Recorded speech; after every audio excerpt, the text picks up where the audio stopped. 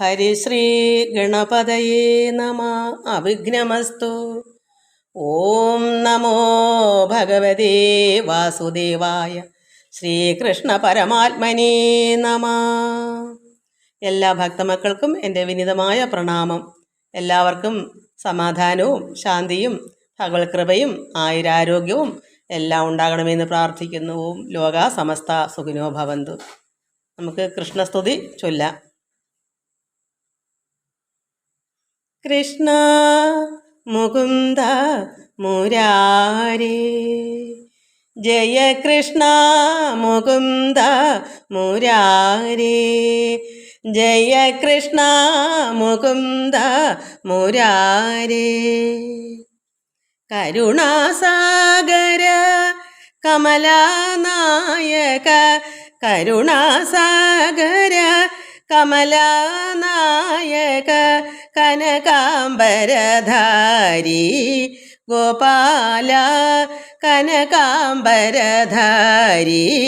ഗോപാല, കൃഷ്ണ മുകുന്ദ മുരാരേ, ജയ കൃഷ്ണ മുകുന്ദ മുരാരേ. കാളിയമർദ്ദന കംസനിഷൂദന, കാളിയമർദ്ദന കംസനിഷൂദന, കമലാദള നയന ഗോപാല, കമലാദള നയന ഗോപാല, കൃഷ്ണ മുകുന്ദ മുരാരേ, ജയ കൃഷ്ണ മുകുന്ദ മുരാരേ.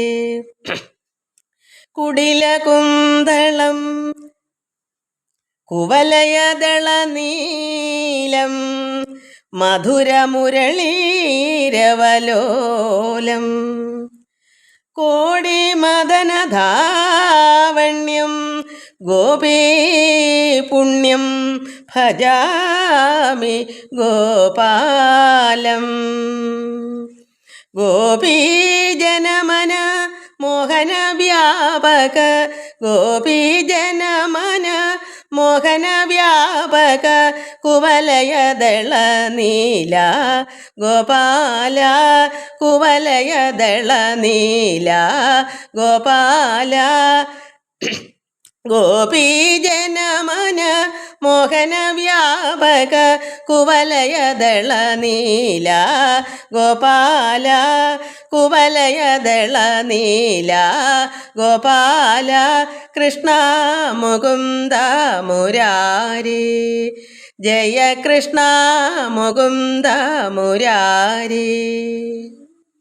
കരുണാസാഗര കമലാനായക, കരുണാസാഗര കമലാനായക, കനകാംബരധാരി ഗോപാല, കനകാംബരധാരി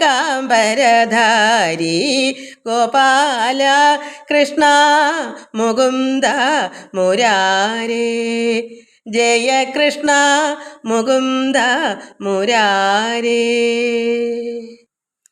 ശ്രീചക്രരാജ സിംഹാസനേശ്വരി,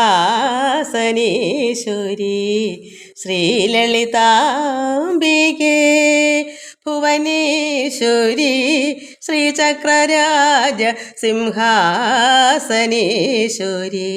ശ്രീലളിതാംബികേ ഭുവനേശ്വരി, ആഗമവേദ കലാമയരൂപിണി, ആഗമവേദ കലാമയരൂപിണി, അഖില ചരാചര ജനനി നാരായണി, നാഗകങ്കണ നടരാജ മനോഹരി, ജ്ഞാനവിദേശ്വരി രാജരാജേശ്വരി, ജ്ഞാനവിദേശ്വരി രാജരാജേശ്വരി, ശ്രീചക്രരാജ സിംഹാസനേശ്വരി, ശ്രീലളിതാംബികേ.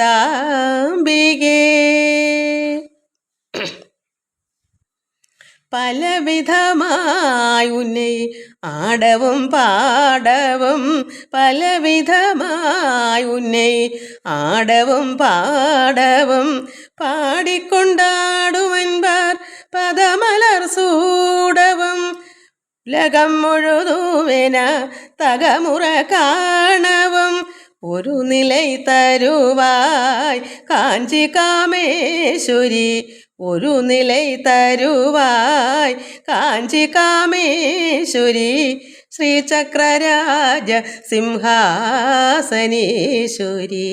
ശ്രീലളിതാംബികേ ഉഴன்று തിരിந்த என்னை உத்தமனாக்கி வைத்தான் உழன்று திரிந்த என்னை உத்தமனாக்கி வைத்தான் உயரிய பெரியோருடன் உண்டிர கூட்டி வைத்தான் உயரிய பெரியோருடன் உண்டிர கூட்டி வைத்தான் நிழலின தொடர்ந்த முன்னோள் கொடுமை நீக்கம் செய்தான் നിത്യ കല്യാണി ഭവാനി പത്മേശ്വരി ശ്രീചക്രരാജ സിംഹാസനേശ്വരി ശ്രീലളിതാംബികേ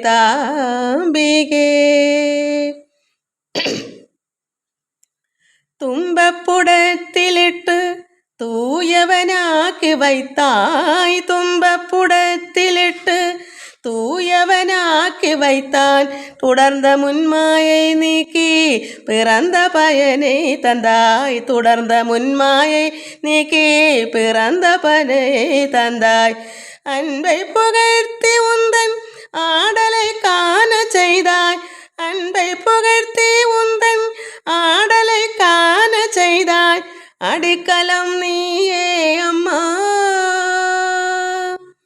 അടിക്കലം നീയേ അമ്മ അഖിലാണ്ടേശ്വരി അടിക്കലം നീയേ അമ്മ അഖിലാണ്ടേശ്വരി ശ്രീചക്രരാജ സിംഹാസനേശ്വരി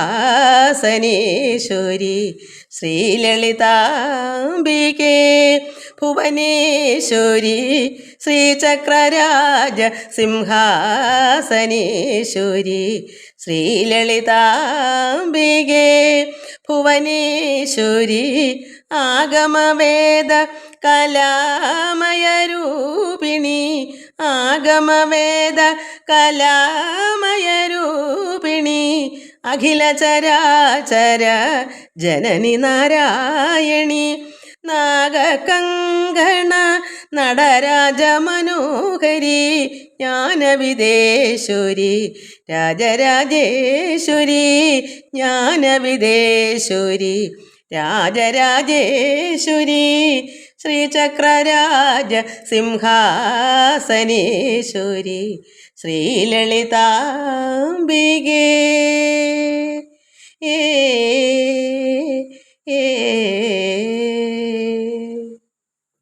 നമുക്ക് ഭാഗവത പാരായണം. കഴിഞ്ഞ ദിവസം ഭഗവാൻ കണ്ണനെ അസുരാധിപന്മാർ വലിയ വലിയ വമ്പന്മാർ ഭഗവാനെ കൊല്ലാൻ വേണ്ടി വന്നു. ഭഗവാൻ കണ്ണനെ വിഴുങ്ങാൻ വേണ്ടി വൻപുള്ള അരികൾ ശത്രുക്കൾ അസുരന്മാരായിരിക്കുന്ന മുഖ്യന്മാരായിരിക്കുന്ന അസുരന്മാർ വന്ന് ഭഗവാനെ വിഴുങ്ങാനായിട്ടൊരു എങ്ങനെയാണ് പാറ്റകൾ സമ്പ്രദീപം വിഴുങ്ങിടുവാൻ വരും പോലെ ദീപം കണ്ട് പാറ്റകൾ വന്ന് പറന്ന് വിഴുങ്ങാൻ ദീപത്തെ വിഴുങ്ങാൻ വരും. പക്ഷേ ആരാ ചാകുന്നത്? ആ പാറ്റകളാണ്, ഈയലുകളാണ്. ഈ ചിറക് വെച്ചാണ് അങ്ങനെ വരുന്നത് തോന്നുന്നത്. അതുപോലെ ഭഗവാനെ വിഴുങ്ങാനായി കംസൻ വിടുന്ന ഭോജാധിപൻ കംസൻ വിടുന്ന അസുരന്മാരെല്ലാം അവർ തന്നെ നശിക്കുന്നു, മരിക്കുന്നു. ഈ പാറ്റകൾ പോലെ, ഈയലുകൾ പോലെ. ഇതാണ് നമ്മൾ ഇന്നലെ വായിച്ചത്. ഭഗവാൻ വല്ല കുഴപ്പമുണ്ടോ? അതുകൊണ്ട് എങ്ങനെ വൻപുള്ളരികൾ ഇവനെ ഭഗവാനെ ഹനിപ്പതിന് ഇമ്പം കലർന്നു പോന്നിങ്ങ് വന്നിങ്ങനെ തങ്ങൾ, അതായത് വരുന്നവർ തന്നെ നശിച്ചു പോകുന്നു. ഈ അസുരന്മാർ തന്നെ മരിക്കുന്നു, നശിക്കുന്നു. അത് വിധിമതം, അത് വിധിയാണ്. ഇങ്ങനെ തന്നെ വരും, അത് നിർണയം. മുന്നൻ തപോനിധി ഗർഗൻ അരുൾ ചെയ്തതൊന്നും പിഴച്ചു പോയില്ലതും അത്ഭുതം.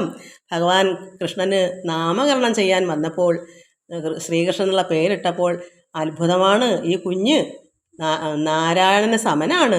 കുറച്ചൊക്കെ പറഞ്ഞതേ ഉള്ളൂ, എല്ലാം ഒന്നും പറഞ്ഞില്ല. കാരണം വെളിയിൽ ഭഗവാൻ പരമാത്മാവാണെന്ന് അറിഞ്ഞാൽ കംസൻ അടങ്ങിയിരിക്കുമോ?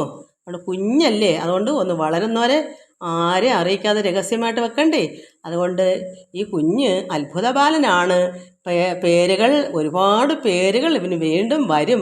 ഇപ്പോൾ ശ്രീകൃഷ്ണൻ എന്ന് പേരിട്ടാലും ഓരോരോ കാര്യങ്ങളെല്ലാം ഭഗവാൻ ചെയ്യുമ്പോഴൊക്കെ നാമങ്ങൾ വീണ്ടും പലതും വരും. ഇതൊക്കെ അന്ന് പറഞ്ഞ അതൊന്നും പിഴച്ചു പോയില്ല, തെറ്റിയില്ല. ഗർഗമഹാമുനി പറഞ്ഞ വാക്കുകളെല്ലാം ശരിയാകുന്നു. ഇതാണ് നമ്മൾ കഴിഞ്ഞ പ്രാവശ്യം വായിച്ചത്. സമ്പ്രദീപം വിഴുങ്ങിടുവാൻ പാറ്റകൾ സമ്പ്രതി വന്നു, ചുഴന്നു ചാകും വണ്ണം വമ്പുള്ള അരികൾ ഇവനെ ഹരിപ്പതിനിമ്പം കലർന്ന് പോന്നിങ്ങു വന്നിങ്ങനെ തങ്ങൾ നശിച്ചു പോകുന്നു. വിധിമതം ഇങ്ങനെ തന്നെ വരുമതു നിർണയം. ഇങ്ങനെ സംഭവിക്കൂ, അത് വിധിയാണ്. അതുകൊണ്ട് അതിനു മുമ്പേ തന്നെ അവിടെ ഓടി കൗതുകത്തോട് ഇത് കാണാൻ വന്നു. ഈ അസുരൻ മരിച്ചു കിടക്കുന്ന പുള്ളായി വന്ന ബകാസുരനെ കാണാൻ വേണ്ടി, ആ മരിച്ചു കിടക്കുന്ന കാണാൻ വേണ്ടി എല്ലാവരും വന്ന് കൗതുകത്തോടെ കണ്ട്. അപ്പോഴും എന്താ, ഇത് കഴിഞ്ഞ ജന്മത്തിൽ നിന്ന് പൂർവ്വ ശത്രുവാണെന്നൊക്കെ അവർ പറഞ്ഞു. അതിപ്പോൾ പകരം വീട്ടാനിങ്ങനെ വന്നതാണ്. പക്ഷേ ആരാ നശിക്കുന്നത്? അവർ തന്നെയാണ്. മുന്നും തപോനിധി ഗർഗൻ അരുൾ ചെയ്തതൊന്നും പിഴച്ചു പോയില്ലതും അത്ഭുതം. സൽപുരുഷന്മാർ അരുൾ ചെയ്തതൊന്നുമേ നിഷ്ഫലമായി വരാ നിർണയം ഈദൃശം. മഹാത്മാക്കൾ പറയുന്ന വാക്കുകളൊന്നും വെറുതെയാവുകയില്ല. അതുകൊണ്ട് കൃഷ്ണനെ അങ്ങനെ ഗർഗമഹാമുനി പറഞ്ഞതൊന്നും പാഴിയില്ല. അത്ഭുതമാകുന്നു. ഈ പരമാത്മാവായ ഭഗവാൻ കൃഷ്ണൻ യഥാർത്ഥമായ നാരായണൻ തന്നെയാകുന്നു. അതുകൊണ്ട് അത് വെറുതെയല്ല അന്ന് ഗർഗമഹാമുനി പറഞ്ഞത്. നിർമ്മലനാകിയ നന്ദാത്മജൻ ഇവൻ നമ്മുടെ ബന്ധുവായി അന്തികേ സന്തതം നിന്ന് വിളങ്ങുക കൊണ്ടൊരു സങ്കടം വന്നുകൂടാ. നമുക്കാർക്കും ഒരിക്കലും ആർക്കും ഭഗവാൻ സങ്കടം വരുത്തതില്ല. നമ്മൾ ഭഗവാൻ ഇങ്ങനെ നമുക്ക് ബന്ധുവായി നമ്മുടെ അടുക്കൽ തന്നെ നമ്മുടെ ഉള്ളിലും അകവും പുറവും നിറഞ്ഞിരിക്കുന്ന പരമാത്മാവ് കൂടെ തന്നെ ഉണ്ടെന്ന് ഭഗവാൻ ശരീരമെടുത്ത് അവതാരം എടുത്തുകൊണ്ട് ആ ഭഗവാൻ കൂടെ തന്നെ ഉള്ളത് കൊണ്ട് വന്നുകൂടാ, നമുക്ക് ഒരു സങ്കടവും വരത്തില്ല എന്ന് അവർക്ക് എല്ലാവർക്കും അറിയാം. നിന്ന് വിളങ്ങുക കൊണ്ട്, ഭഗവാൻ ഇവിടെ വിളങ്ങി നിൽക്കുന്നത് കൊണ്ട് ഒരു സങ്കടവും വന്നുകൂടാ, വരത്തില്ല. നമുക്ക് ആർക്കും ഒരിക്കലും ദേഹം പോയെങ്കിലും ഇപ്പോഴും നമ്മൾ പരമാത്മാവിനെ നമ്മുടെ ഉള്ളിലും അകവും പുറവും നിറഞ്ഞിരിക്കുന്ന ഈശ്വരൻ ഇപ്പോഴും എപ്പോഴും അന്നും ഇന്നും എപ്പോഴും ഭഗവാന്റെ കൂടെ ഉണ്ടെങ്കിൽ ആർക്കും സങ്കടം ഉണ്ടാകുകയില്ല. നന്ദനും ഭാര്യയും ചെയ്ത സുഹൃതം എന്തോ നിന്ന് അനന്തനുമാമല്ല വാഴ്ത്തുവാൻ നിർണയം എന്നിവണ്ണം പുരവാസികൾ വർണ്ണിച്ചു മന്ദമന്ദം മുതാ. കണ്ണനെ വേർപിരിവാൻ അരുതാഞ്ഞ് കർണികാഗ്രങ്ങൾ തോറും സമർപ്പിച്ചു പോയി ചെന്നു നിജ മന്ദിരേ മേവിനാർ. ഇത്രയും സുഹൃതം എന്താ ഈ യശോദയും നന്ദഗോപുരം ചെയ്തത്? എല്ലാവരും വിചാരിക്കുക, ഇത്ര സുഹൃതം അനന്തന് പോലും വാഴ്ത്താവതല്ല. ഇവർ ചെയ്ത സുഹൃതം എന്താണെന്നറിയാം. എന്താ ഇത്ര ചെയ്തത്? ഭഗവാൻ പരമാത്മാവ് ഇങ്ങനെ അവർക്ക് മകനായി വന്നത്. അത് നിർണയം എന്നിവണ്ണം പുരവാസികൾ അവിടെ ഉള്ളവരൊക്കെ വർണ്ണിച്ചു മന്ദം പറഞ്ഞിട്ട് ഭഗവാനെ പിരിഞ്ഞ് അവരവരുടെ വീട്ടിലേക്ക് പോകാൻ അത്ര വിഷമം. കാരണം ഈ അത്ഭുതങ്ങളെ കണ്ടപ്പോൾ ഇതെല്ലാം പറഞ്ഞുകൊടുന്ന പുരവാസികളൊക്കെ അവർക്ക് അവരുടെ വീടുകളിലേക്ക് പോകാൻ വിഷമം. എന്നിട്ട് എന്ത് വന്നു? കർണനെ വേർപിരിവാൻ അരുതാഞ്ഞ് കർണികാഗ്രങ്ങൾ തോറും സമർപ്പിച്ചു പോയി ചെന്ന് നിജ മന്ദിരേ മേവിനാർ. ഭഗവാനെ ഉള്ളിലാക്കി അവരൊക്കെ പോയി അവരവരുടെ വീടുകളിലേക്ക് പോയി വിഷമിച്ച് ഭഗവാനെ കർണികാഗ്രങ്ങൾ തോറും നമ്മുടെ ഹൃദയപത്മത്തിൽ അങ്ങനെ ആക്കി അവർ പോയി സമർപ്പിച്ചു. അന്നേരമേറ്റ ആനന്ദം വളർന്നിടും നന്ദനും നന്ദിനിയും തൽസുതന്മാരും ഒന്നിച്ചു ചെന്നു തന്നാലയം മേവിനാർ. അതായത് കൃഷ്ണനും പിന്നെ നന്ദഗോപരും യശോദാമ്മയും മറ്റുള്ളവരാര ബലരാമനും രോഹിണി അവരുമൊക്കെ അവരവരുടെ വീട്ടിലേക്ക് പോയി. പിന്നെയും നന്ദാദിയായ ഗോപാലരും സുന്ദരനാകിയ കൃഷ്ണൻ കഥകളെ ചിന്തിച്ചു മോദിച്ചുളവായ സന്താപ ചിന്ത ഓരാതെ രമിച്ചതെല്ലാവരും. ഇന്ദിരാവല്ലഭൻ ഇന്ദ്രാതിസേവിതൻ മന്നിടം പാലിപ്പതിന് സോമാന്വയം തന്നിൽ യദുവംശജാതനായി പിന്നെയും നന്ദാദികൾക്ക് സന്തോഷം കൊടുപ്പാനും എന്നല്ല അനേക കാര്യാർത്ഥം ഏവം ജഗത്തിന് ഒരു കാരണം സന്തോഷ കാരണം സന്താപനാശനൻ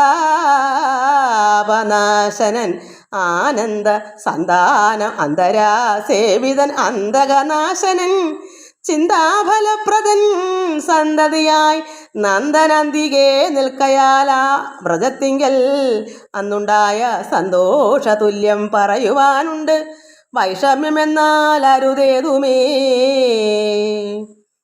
ഭഗവാൻ ഇങ്ങനെ കാര്യങ്ങൾ മാത്രമല്ല, ജഗത്തിന് ഒരു അനേക കാര്യം ഇനിയുമുണ്ട്. ഇവിടെ ഈ കണ്ടതൊന്നുമല്ല നന്ദാദികൾക്ക് സന്തോഷം കൊടുപ്പാനും എന്നല്ല, അനേക കാര്യങ്ങൾക്കാണ് ഭഗവാൻ ഇവിടെ ജഗത്തിന് ഈ ത്രിലോകങ്ങളെല്ലാം ഒരു കാരണം, സന്തോഷ കാരണം, സന്താപനാശനൻ ആനന്ദ സന്താനം അന്തരാസേവിതൻ അന്തകനാശനൻ. അതായത് അത്രമാത്രം അന്തകന്മാരുടെ നാശം ചെയ്യുന്ന ഭഗവാൻ സന്താപനാശനൻ എല്ലാവർക്കും ആനന്ദം കൊടുക്കാനും സന്താപം വിഷമങ്ങളെ തീർക്കാനും അങ്ങനെ ചിന്താഫലപ്രദൻ സന്തതിയായി നന്ദഗോപരുടെ മകനായി അന്തികേ നിൽക്കയാൽ ആ വ്രജത്തിങ്കൽ അന്നുണ്ടായ സന്തോഷതുല്യം പറയുവാൻ ഉണ്ട് വൈഷമ്യമെന്നാൽ അരുതേതുമേ. മഹർഷി പറയുവാണ്, ശ്രീശുക മഹാമുനി ശ്രീ പരീക്ഷത്തിനോട് പറയുന്നു, ഇത് പറയാൻ വളരെ പ്രയാസമാണ്. ഭഗവാന്റെ ഈ അത്ഭുതങ്ങളും ഈ കാര്യങ്ങളൊക്കെ പറയാൻ ഉണ്ട് വിഷമം, പറഞ്ഞു തീർക്കാൻ ഒക്കുന്നതല്ല ഭഗവാന്റെ ഈ സന്തോഷതുല്യം. അത് അരുതേതുമേ, ആർക്കാലും പറയാൻ പറ്റുകയില്ല. ദേവദേവേശനാം കൃഷ്ണലീല അമൃതം ആവോളമിന്ന് ശീലിപ്പത് അത്യുത്തമം. ഷഡ്ഭാവഹീനൻ, അതായത് വികാരമില്ലാത്തവൻ. ആറ് ഭാവങ്ങൾ: ജനനം, ബാല്യം, കൗമാരം, യൗവനം, വാർദ്ധക്യം, മരണം. ഇങ്ങനെയുള്ള വികാരങ്ങൾ ഷഡ്ഭാവഹീനൻ, അതില്ലാത്ത പരമാത്മാവാണ് ഭഗവാൻ. അതാണല്ലോ, ആ പരമാത്മാവാണല്ലോ കൃഷ്ണൻ. അത് ഷഡ്ഭാവഹീനൻ പ്രകൃതി ദീനാത്മകൻ ഉൽപ്പല നേത്രൻ്റെ കൗമാരലീലയോർത്ത് അത്ഭുതമാം തൽ പ്രകൃതി വിലാസത്താൽ ചിൽപ്പുമാൻ നിർഗുണൻ നിഷ്ക്രിയൻ നിശ്ചലൻ നിഷ്പ്രപഞ്ചൻ നിരാകാരൻ നിരുപമൻ അച്യുതൻ ആദിമധ്യാന്തഹീനൻ പരൻ ചിൽ സ്വയം ജ്യോതിർമയനവേദ്യൻ സ്വയം ചിൽ സ്വരൂപൻ പരബ്രഹ്മ അഗോചരൻ ഏകമെന്നും ദ്വൈതമെന്നും ഇല്ലാത്തതായി ഏകമേ ദൈവമെന്നുള്ള അവസ്ഥാവിധോ. അങ്ങനെയുള്ള പരമാത്മാവ് ചിൽ സ്വയം ജ്യോതിർമയൻ അവേദ്യൻ സ്വയം ചിൽ സ്വരൂപൻ പരബ്രഹ്മം അഗോചരൻ. പരബ്രഹ്മമാണ്. എന്താ പരബ്രഹ്മം എന്ന് പറയുമ്പോൾ? അഗോചരൻ, ഗോചരമല്ല, കാണാനില്ലാതെ അവ്യക്തമാണ്, വ്യക്തതയില്ല, അരൂപിയാകുന്നു. അങ്ങനെയുള്ള ഭഗവാൻ ഏകമെന്നും ദ്വൈതമെന്നും ഇല്ലാത്തതായി. ദ്വൈതം രണ്ട്, ഏകം ഒന്ന്. ഒന്നെന്നും രണ്ടെന്നും ഇല്ലാത്തത് ഭഗവാൻ പരമാത്മാവ് ഏകമാണോ? അല്ല.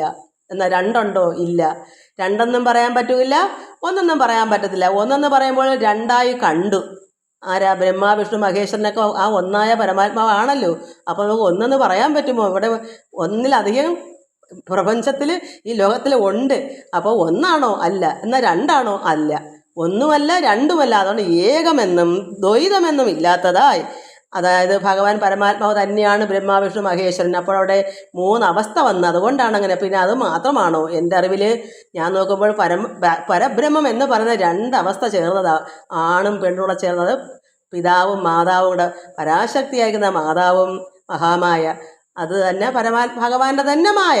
അത് രണ്ടുകൂടെ ചേരുമ്പോഴേ പൂർണ്ണമാവൂ പരബ്രഹ്മത്തിന്. അപ്പോൾ അവിടെ പിതാവും മാതാവും രണ്ടുകൂടെ ചേർന്ന ഒന്നാണ്. അതുകൊണ്ട് ഒന്നെന്നും രണ്ടെന്നും പറയാൻ ഒക്കത്തില്ല. അത് തന്നെയാണ് നാനാത്വം. ഏകാത്മാവായ ഈശ്വരൻ നാനാത്വമായി. കാരണം ഇവിടെ ശ്രീരാമനെന്നും ഭഗവാൻ നാരായണൻ അങ്ങനെ എത്രയോ അവതാരങ്ങൾ എടുക്കുമ്പോൾ അവിടെ ഒന്നേ ഉള്ളൂ. ആ പരമാത്മാവ് ഏകാത്മാവായ ഈശ്വരൻ നാനാത്വമായി വന്നു. അത് തന്നെയാണ് സർവ്വ സൃഷ്ടിയായ നമ്മളെല്ലാവരും. ലോകത്തിലെ ബ്രഹ്മാവ് തൊട്ട് ഒരു പുൽക്കൊടി വരെയുള്ള എല്ലാ ജീവനും അത് ഈശ്വരൻ്റെ അംശങ്ങളായതുകൊണ്ട് ഇവിടെ നാനാത്വം എന്ന് പറയുന്നു.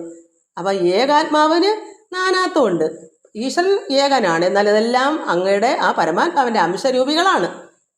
അതുകൊണ്ട് ഏകമെന്നും ദ്വൈതമെന്നും ഇല്ലാത്തതായി ഏകമേ ദൈവമെന്നുള്ള അവസ്ഥാവിധോ അജ്ഞാന പ്രാഗ്ഭവനാമ ഹേതുക്കളാൽ പ്രജ്ഞാന വസ്തു വിധിവാക്യമസ്തി ചേൽ നിത്യനായി നിർമ്മലാത്മാ സകലേശനായി സത്യമായി സത്വചിത്ത് ആനന്ദപൂർണനായി യുക്തനായി അവ്യക്തനായി ഗുണാത്മാവുമായി വ്യക്തനായി വൈരാജനാമാദിയുക്തനായി മറ്റു ഏവം ബ്രഹ്മ വിഷ്ണു രുദ്രാദികൾ അറ്റമില്ലാതെ ദേവ അസുരാദ്യാദികൾ അറ്റമില്ലാതെ ബ്രഹ്മാണ്ട ഭേദങ്ങളും സൃഷ്ടിച്ചു.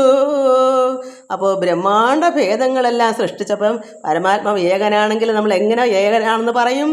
ഇവിടെ പറയുന്നു ബ്രഹ്മ വിഷ്ണു രുദ്രാദികൾ.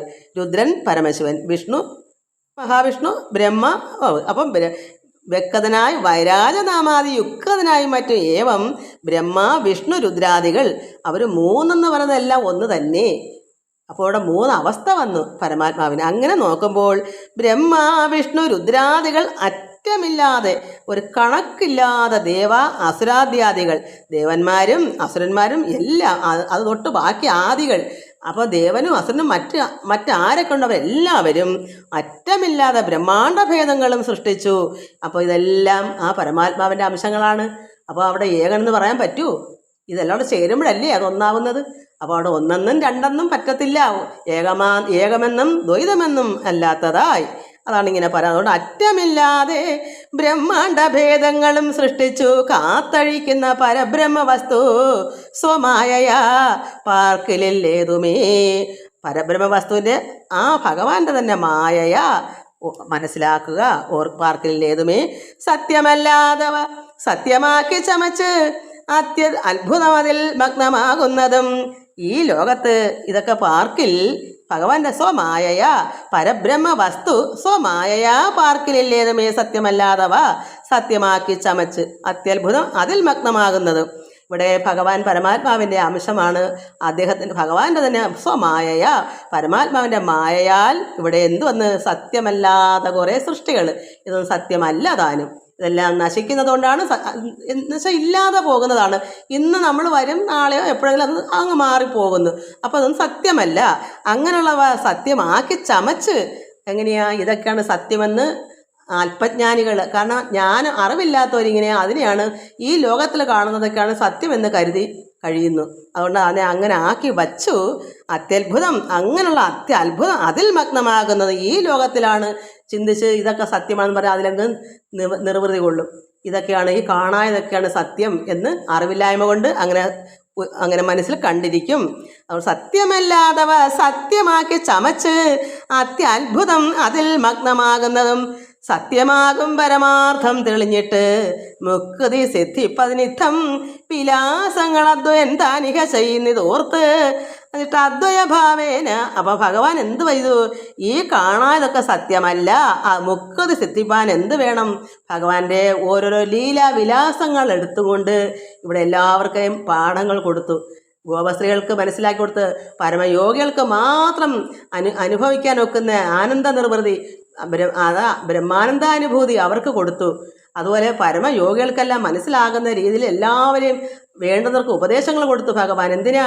മുക്തി സിദ്ധിപ്പാൻ. ഈ കാണായതൊന്നും സത്യമല്ല, യഥാർത്ഥം വേറെയാണ്. പരമാത്മാവ് ഉള്ളിലും പുറമും എല്ലാം നിറഞ്ഞിരിക്കുന്ന ഈശ്വര ശക്തിയാണ്. അതിനെ നമ്മൾ തേടിപ്പിടിച്ച് കണ്ടെത്താനുള്ള അവസ്ഥകൾ, ആനന്ദാനുഭൂതി ഭഗവാൻ എല്ലാവർക്കും കൊടുത്തു. അതിനാണ് ഭഗവാൻ വന്നത്. ലീലാവിലാസങ്ങൾ, അതാണ് ജലക്രീഡ, വനക്രീഡ, രാസക്രീഡ, ഇതൊക്കെ നടത്തിയത് എന്തിനാ? അവരെ ഭഗവാനിലേക്ക് അടുപ്പിക്കാനായിരുന്നു. അതുകൊണ്ട് സത്യമാകും പരമാർത്ഥം തെളിഞ്ഞിട്ട് ഈ കാണാതൊക്കെ സത്യമല്ല, യഥാർത്ഥം എന്താകുന്നു എന്ന് മനസ്സിലാക്കി കൊടുത്തു. എങ്ങനെയാ? മുക്തി സിദ്ധിപനിത്തം വിലാസങ്ങൾ. മുക്തി വേണമെങ്കിൽ, മോക്ഷത്തിലേക്ക് കടക്കണമെങ്കിൽ നമ്മൾ ഈ ലോക ചിന്തയിൽ നിന്നെല്ലാം വിട്ടിട്ട് മനസ്സുകൊണ്ടെല്ലാം ത്യജിച്ചിട്ടാണ് ഈ ഗോപസ്ത്രീകളെല്ലാവരും വീടും കൂടും മക്കളും ഭാര്യയും ഭർത്താവും ഒക്കെ അങ്ങോട്ടും ഇങ്ങോട്ടും അവിടെയൊക്കെ മനസ്സുകൊണ്ട് തള്ളിയിട്ട് ഈശ്വരാ അങ്ങേ മാത്രം മതിയെന്നും പറഞ്ഞ് അവരെല്ലാം രാപകലില്ലാതെ നദീതീരത്തിരുന്ന് കരയും പ്രാർത്ഥിക്കുകയൊക്കെ ചെയ്താണ് അവർ ആനന്ദ നിർവൃതി അടഞ്ഞത്. അല്പം പ്രയാസമുണ്ട് അതിന്. മനസ്സുകൊണ്ട് ത്യജിക്കേണ്ടതൊക്കെ. മനസ്സുകൊണ്ട് ത്യജിക്കാതിരുന്നാൽ ഈ ലോകത്തിൽ തന്നെ കിടന്ന് മുഴുകിപ്പോവും. പരമാത്മാവിൽ മുഴുകണമെങ്കിൽ നമ്മൾ ഏതെങ്കിലും ഒന്ന് മനസ്സിൽ നിന്ന് എടുത്ത് കളഞ്ഞേ പറ്റൂ. അപ്പോൾ മനസ്സിൽ നിന്ന് മതി, അല്ലാതെ കളയണമെന്നല്ല. ഈ ഭഗവാനെ നമ്മളെന്തിനാ ഇങ്ങനെ ഈ സൃഷ്ടിച്ചേക്കുന്ന എല്ലാം വേണം, ഒന്നും വേണ്ട. പക്ഷേ അതിലേക്ക് ഭ്രമിക്കരുതെന്ന് മാത്രം. ഈ ലോകചിന്തയിലേക്ക് ഭ്രമിക്കാതെ ഈശ്വരനെ തന്നെ നമുക്ക് ശരണാഗതി അടയണം. അത് എപ്പോഴാണ്? ഭക്തിപൂർവ്വം വളർന്ന് വന്നിട്ട് നമുക്കൊരു പരുവമാകുമ്പോൾ കുട്ടിനാളിലേ എടുത്തിട്ട് 50 60 വയസ്സൊക്കെ ആകുമ്പോൾ നമ്മൾ മനസ്സുകൊണ്ട് എല്ലാത്തിൽ നിന്നും വിമുക്തനാകുക. വിമുക്ത വന്നെങ്കിൽ മാത്രമേ പരമാത്മാവിൽ പക്ഷേ ഗോപസ്ത്രീകൾ കുട്ടിനാളിൽ തന്നെ അങ്ങനെ വന്നു. അവർക്ക് അത്ര ഭക്തി ഉണ്ടായിരുന്നു. അങ്ങനെ ഭക്തിയുള്ള ഇപ്പോഴും ഉണ്ട്, അനേക പേരുണ്ട്. കുട്ടിനാളിലേ അവർ വിവാഹം പോലും കഴിക്കാതെ പല ആളുകളും ഉണ്ട്. അപ്പോൾ ഇത് ഒരു ഗൃഹസ്ഥാശ്രമിക്ക് വേണ്ടതാണ് ഇവിടെ കൊടുക്കുന്നത്. കാരണം ഭഗവാൻ ഗൃഹസ്ഥാശ്രമിയായിട്ടാണ് വന്നേക്കുന്നത്. ഭഗവാനും ഭാര്യയും മക്കളും ഒക്കെ ഉണ്ടായിരുന്നു. എല്ലാം നോക്കിയും കണ്ടും തന്നെയാണ്. അതുകൊണ്ട് അതിലങ്ങ് യാതൊരു വിഘ്നവും ഇല്ല എന്നാണ് ഭഗവാൻ ഇവിടെ കാട്ടിത്തരുന്നത്. അതുകൊണ്ട് നമ്മുടെ മനസ്സിൽ നിന്ന് മാത്രം ഈശ്വരനുള്ള ചിന്ത കൂടുതൽ കൊടുക്കണം. അതൊക്കെ യഥാർത്ഥമല്ല, സത്യമല്ല. അത് ഇന്ന് വന്ന് നാളെ പോകുന്നതാണ്, അടുത്ത നിമിഷം അതില്ലാതെ പോകുന്നതാണെന്ന് മനസ്സിലാക്കിയിട്ട്, അതുകൊണ്ടാണ് ഇവിടെ അദ്വൈത ഭാവേന കൃഷ്ണ ലീലാമൃതം, ഭഗവാന്റെ ലീലാവിലാസങ്ങൾ നമ്മളിത് പഠിച്ച് ഇത് മനസ്സിലാക്കുമ്പോൾ നമ്മൾ അങ്ങനെ ആയിത്തീരണം. അതിനാണ് ഈശ്വരൻ ഇവിടെ അവതരിച്ചത്. സത്യമാകും പരമാർത്ഥം തെളിഞ്ഞിട്ട്, അപ്പം തെളിയണം. യഥാർത്ഥത്തെ നമ്മൾ മനസ്സിലാക്കി നമ്മൾ തെളിയണം. എങ്ങനെ തെളിയുന്നേ? ഭഗവാൻ നമ്മുടെ ഉള്ളിലാകുമ്പോൾ നമ്മൾ പ്രകാശിക്കും, നമുക്ക് അറിവ് വരും, ജ്ഞാനം ഉണ്ടാകും. അപ്പോൾ നമുക്ക് എന്ത് വരും? അകവും പുറവും ശോഭിക്കും. ഒരു മനുഷ്യ ശരീരത്തിനകത്ത് പ്രകാശം വരുമ്പോൾ അതെങ്ങനെ നമ്മൾ മനസ്സിലാക്കുക? നമ്മുടെ പുറവും തെളിയും, പ്രകാശം കൊണ്ട് തെളിയും. അറിവ് വരുമ്പോൾ എല്ലാം കൊണ്ടും പ്രകാശിക്കുന്നത്, അതാണ് തെളിയുന്നത്. സത്യമാകും പരമാർത്ഥം മനസ്സിലാക്കിയെങ്കിലേ തെളിവുണ്ടാകുകയുള്ളൂ. ഉള്ളത്തിലിരിക്കുന്നത് എന്താണെന്ന് നമ്മൾ മനസ്സിലാക്കുമ്പോഴാണ് നമ്മുടെ ഉള്ളിൽ ആരാ വസിക്കുന്നത്, ഞാനെന്ന് പറയുന്നത് ആരാണ്, ഞാൻ ആരാണ്, ആരാണെന്നുള്ളത് നമ്മുടെ ഉള്ളിൽ മനസ്സിലാക്കി വരുമ്പോഴേ നമുക്ക് പ്രകാശം ഉണ്ടാകുന്നത്. അതുപോലെ നമുക്ക് പ്രകാശം ഉണ്ടാകത്തില്ല. അതുകൊണ്ട് അപ്പോഴാണ് നമുക്ക് പരമാനന്ദാനുഭൂതി അനുഭവിക്കാൻ പറ്റുന്നതും അങ്ങനെയാണ്. അതുകൊണ്ട് സത്യമാകും പരമാർത്ഥം തെളിഞ്ഞിട്ട് മുക്തി സിദ്ധിപ്പതിനിത്തം വിലാസങ്ങൾ, ഭഗവാന്റെ ഈ ലീലാവിലാസങ്ങൾ അത് നമ്മൾ മനസ്സിലാക്കുന്ന ഭഗവാൻ അതിനു വേണ്ടിയാണ് വന്നത്. മുക്തി സിദ്ധിപ്പതിനിത്തം വിലാസങ്ങൾ അദ്വയൻ താനിക അദ്വയൻ, അത് ഏകമായ പരമാത്മാവ്. ഭഗവാൻ നാരായണൻ കൃഷ്ണൻ ഏകാത്മാവാകുന്നു. അതാണ് അദ്വയൻ. ദ്വൈതം 2, അദ്വയ 1, ഏകം. അപ്പോൾ ഈശ്വരൻ ഏകമാണ്.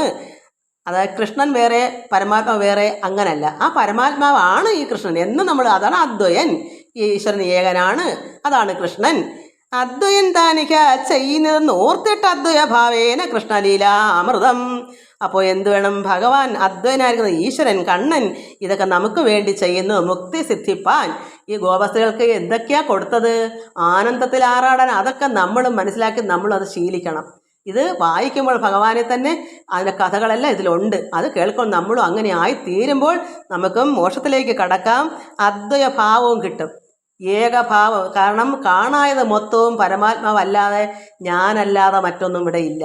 നോക്കുന്നതെല്ലാം ഞാൻ തന്നെ. ഞാൻ ആരാ? നമ്മളിലിരിക്കുന്ന പരമാത്മാവ്. അപ്പം ഞാനെന്നും നീയെന്നും രണ്ടുണ്ടോ?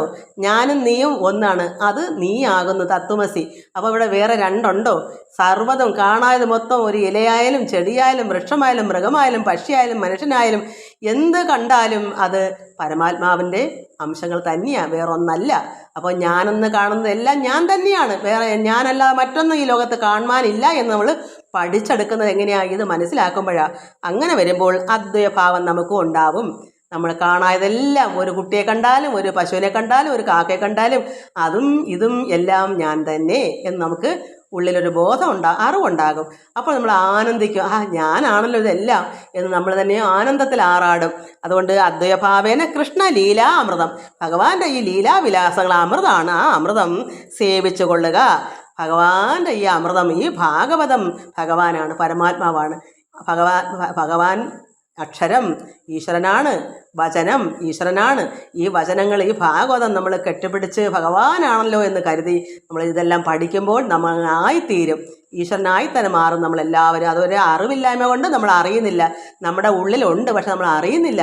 അതിനെ അറിയിക്കണമെങ്കിൽ നമുക്ക് ഭക്തിയും സജ്ജന സംസർഗവും എല്ലാം ആയി പഠിച്ചു വരുമ്പോൾ നമ്മുടെ ഉള്ളം പ്രകാശിക്കും. എങ്ങനെയാ?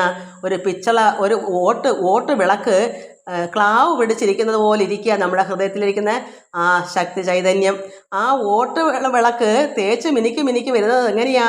അത് തിളങ്ങുന്നേ ഭഗവത് പാരായണങ്ങളും ഭഗവാന്റെ കഥകളും നാമകീർത്തനങ്ങളും ഒക്കെ ചൊല്ലി അതാണ് തേച്ച് മിനുക്കുക. ഹൃദയത്തെ തേച്ച് മിനുക്കുമ്പോൾ അതിലിരിക്കുന്ന ആ വസ്തു, ആ പരബ്രഹ്മം തെളിയുമ്പോൾ നമുക്ക് പ്രകാശം ഉണ്ടാകും, ആനന്ദം ഉണ്ടാകും. അങ്ങനെയാണ് ഒരു വിളക്ക് തേച്ച് ദിവസേന മിനുക്കുന്നത് പോലെ നമ്മളും ദിവസേന മിനുക്കുന്ന, അങ്ങനെ ഹൃദയശുദ്ധി വരുത്തുന്നത് അങ്ങനെയാണ്. പ്രാർത്ഥന, നല്ല പ്രവൃത്തി, സജ്ജന സംസർഗം ഇങ്ങനെയാണ് വരുത്തുന്നത്. അങ്ങനെ വരുമ്പോൾ അദ്വൈഭാവന കൃഷ്ണലീലാമൃതം. അപ്പോൾ നമ്മൾ പരമാത്മാവ് ഏകനാണ്, നമ്മുടെ ഉള്ളിൽ വസിക്കുന്നത് അത് തന്നെയാണ്. ഞാൻ മറ്റൊന്നല്ല, ഞാനാകുന്നവൻ ഞാനാകുന്നു. നമ്മുടെ ഉള്ളിലെ എന്നിലിരിക്കുന്ന പരമാത്മാവാണെന്ന് നമ്മൾ മനസ്സിലാക്കും. എങ്ങനെയാണ്? കൃഷ്ണലീലാമൃതം സേവിക്കുമ്പോൾ. കൃഷ്ണലീലാമൃതം ഈ ഭാഗവതമാണ്. ഇത് മൊത്തം നമ്മൾ സേവിക്കണം. അപ്പോൾ സേവിച്ചു കൊള്ളുക, ശേഷം കഥകളിൽ നാവോളമൊക്കെ നാളെ പറഞ്ഞിടാം എന്നേവം പറഞ്ഞു ഗോവിന്ദ കൗമാരമാം സേവകളോർത്ത് സുഖിച്ചിരുന്നാൾ സുഖം. അപ്പോൾ ഭഗവാന്റെ ലീലാവിലാസങ്ങളാണ് ഭാഗവതം. ഇത് നമ്മൾ അറിഞ്ഞ് ഇത് പഠിച്ച് മനസ്സിലാക്കി വായിക്കുമ്പോൾ തന്നെ നമ്മൾ നിർവൃതി അടഞ്ഞുകൊണ്ടിരിക്കും. കാരണം അർത്ഥം അറിഞ്ഞു വരുമ്പോൾ ആനന്ദം ഉണ്ടാകും. അർത്ഥം അറിയാതെ വായിച്ചാൽ ഒന്നും അറിയില്ല, എന്താ വായിച്ചെന്നോ എന്താണെന്നൊന്നും പിടികിട്ടത്തില്ല.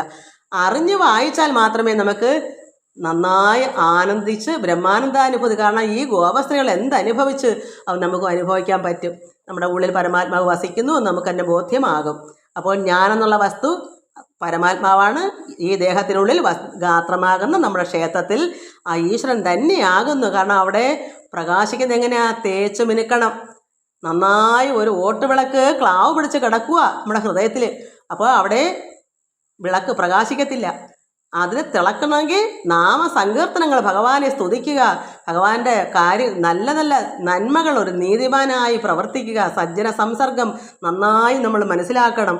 അപ്പോഴാണ് നമ്മുടെ ഹൃദയം ശോഭിച്ച് അകവും പുറവും, ഗുരുദേവൻ പറഞ്ഞതുപോലെ അകവും പുറം, അത് ഈ ഭാഗവതമാണ് അത് പറയുന്നത്. ഇതാണ് നമുക്ക് എല്ലാവർക്കും ഇത് അറിയുമ്പോൾ മനസ്സിലാക്കാം. ഗുരുദേവൻ കയ്യിൽ നിന്നുണ്ടാക്കി പറഞ്ഞതല്ല ആരും. ഭാഗവതത്തിലുള്ളതാണ്. ലോകത്തുള്ള കർത്താവും അത് തന്നെയാണ്, യേശു കർത്താവും ഇത് തന്നെയാണ് പറയുന്നത്, അല്ല വേറൊന്നും എങ്ങൊന്നും വന്നതല്ല. ഈ ഭാഗവതമാണ് പണ്ടേ ഉള്ളതാ. ഇത് കൃഷ്ണനാണിത് നമുക്ക് തന്നേക്കുന്നത് വേദവ്യാസ മഹാമുനിയിൽ കൂടി. അപ്പോൾ ഇത് തന്നെയാണ് ലോകത്തെല്ലാവരും പറയുന്നത്. ഇത് പറയുമ്പോൾ നമുക്ക് തോന്നുന്നു അത് അവരെ കയ്യിൽ നിന്ന് ഉണ്ടാക്കിയതാണോ? അല്ല മക്കളെ, ഇതെല്ലാം ഭാഗവതത്തിലുള്ളതാണ്. ഇത് തന്നെയാണ് എല്ലാ അവതാര പുരുഷന്മാരും ഇത് മനസ്സിലാക്കിയിട്ടാണ് അത് നമുക്ക് പറഞ്ഞു തരുന്നത്. അതുകൊണ്ട് നമുക്ക് ഗുരു ആരെ മതി? ഭഗവാൻ കണ്ണൻ തന്നെ മതി. അതാണ് ധാരാളം. കാരണം സത്യമായ കാര്യം മൊത്തം നമ്മുടെ ഭാഗവത ഗ്രന്ഥങ്ങളിലുണ്ട്, ഭഗവത്ഗീതയിലുണ്ട്. ഭാഗവതം തന്നെയാണ് ഭഗവത്ഗീത. അതുകൊണ്ട് എല്ലാവർക്കും നമസ്കാരം. ഓം ലോകാ സമസ്ത സുഖിനോ ഭവന്തു. ഹരി ഓം, ഹരി ഓം, ഹരി ഓം.